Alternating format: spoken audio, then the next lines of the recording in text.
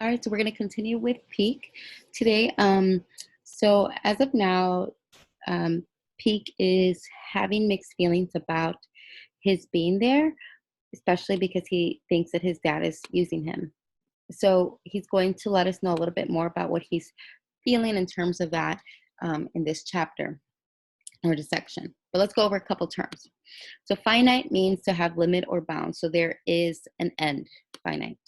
Recoup is to regain. Appeal is to be seen or wanted, I should say, by the public or by a particular individual. An appeal, in this case, that's what it'll mean. It'll be to be wanted by the public. Documentary is usually, as we know it, a movie or a television or radio program that provides facts on a report. Then beam is, in this case, it'll be used as to really be loud and kind of abrupt. So to transmit a beaming sound in our case. Blackmail's an action that someone does, asking someone else to do something for them. Otherwise, they'll expose them or get them in trouble with information that they have. Exclusive basically means it's restricted or limited to a particular person or group.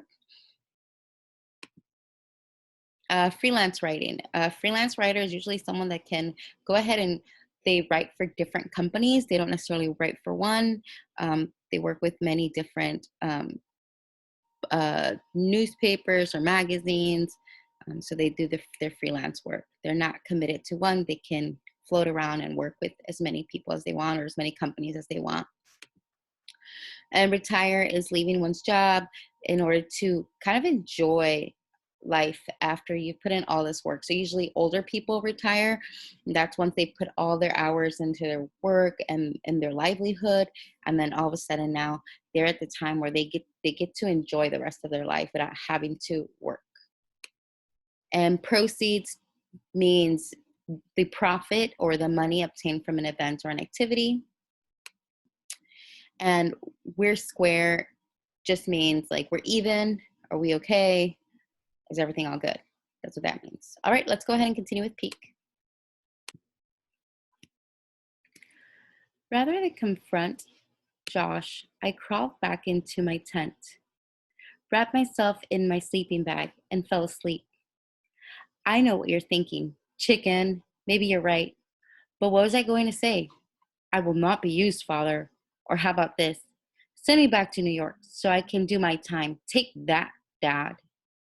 Besides, I needed some sleep before I talked to him. Walking around at 18,000 feet wears you down. And it turned out that I didn't have to find him because he found me. You awake? He asked. Yeah, I said, although I hadn't been until he stuck his head into my tent. He crawled in and zipped the flap closed. Did you get a chance to look around the camp? A little.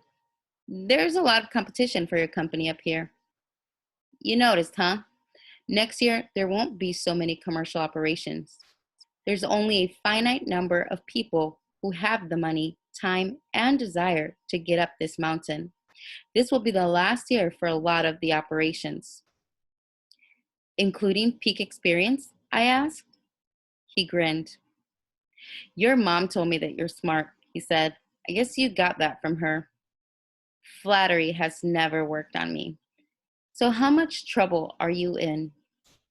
Like the judge said, I look good on paper, but the truth is I'm in debt up to my crevasse. Humor, on the other hand, always worked on me. I laughed. If we have a good season this year, he continued, we might be able to recoup some of our losses next year. It's all riding on how many people we get to the summit in the next few weeks and how much publicity we get. Which is why I'm here, I said. He gave me a sheepish look. Not entirely, he said, but yeah, that's one of the reasons. That's the main reason, I thought. Might as well get it over with. If I had been 15, Would you have come to New York? He asked. He hesitated, then said, Probably not. I was right in the middle of leading a group of amateur climbers to Everest. I would have liked it a lot better if he had come to New York to save me because I was in trouble, not because he was in trouble. The youngest Americans to top Everest are a couple of 20-year-olds, he explained. So being 15 might have worked, but truthfully, getting a 14-year-old there has a lot more appeal, especially after your climb in New York. There are a lot of celebrities climbing this year, a couple of rockers, an actor, a football player. There are 7 documentary and TV crews on this side of the mountain alone, and just as many, if not more, on the south side. So when we tried to get the media interested in our climb, there were no takers. Without publicity, we're circling the drain. Your skyscraper stunt was beamed all over the world. I knew about it before your mom called and asked if I could help out. Someone in our Chiang Mai office saw it on TV, figured out the connection, and called up here, suggesting we try to put you on top. At first, I told them no way, but then your mom called. I thought I could take care of your problem and mine at the same time.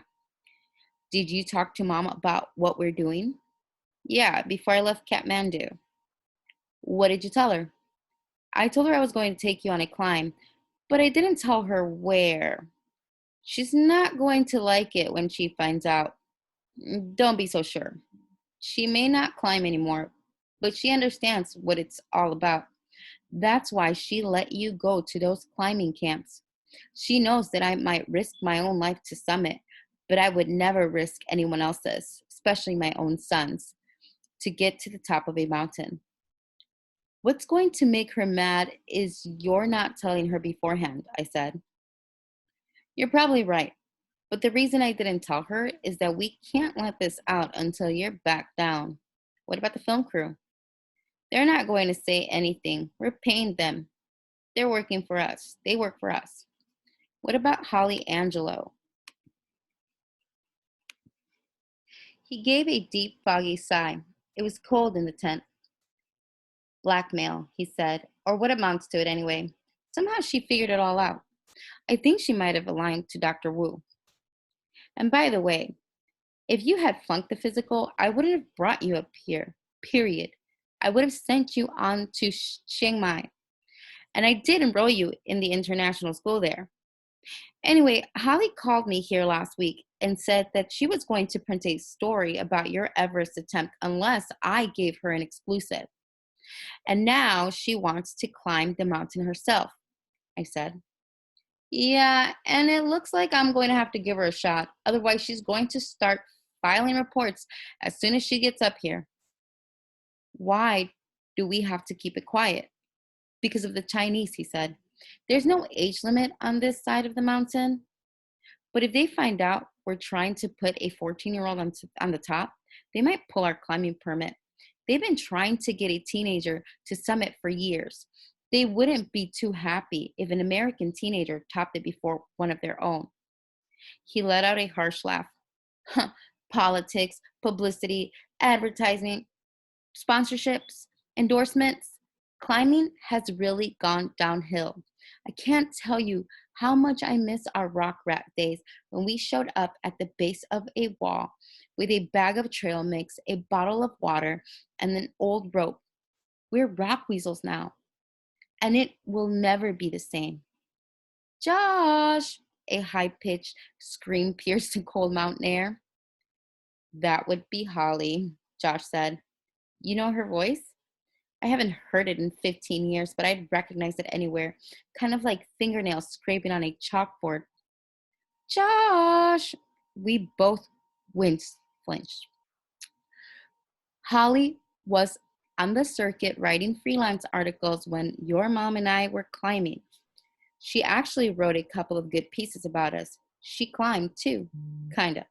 He shook his head. It was a scary thing to watch. Josh! So I'll take you to the top, Josh said, but only if I can do it without killing you. If you make it, you'll be you'll be famous, and you'll help your old man live in comfort for the rest of his life. My plan is to sell the business in a few years and retire on the proceeds. Are we square? I wasn't sure about the famous part, and I wasn't happy about his reason for bringing me to Everest, but I did want to get to the top. We're square, I said, but no more caginess. I want to know what's going on. It's a deal.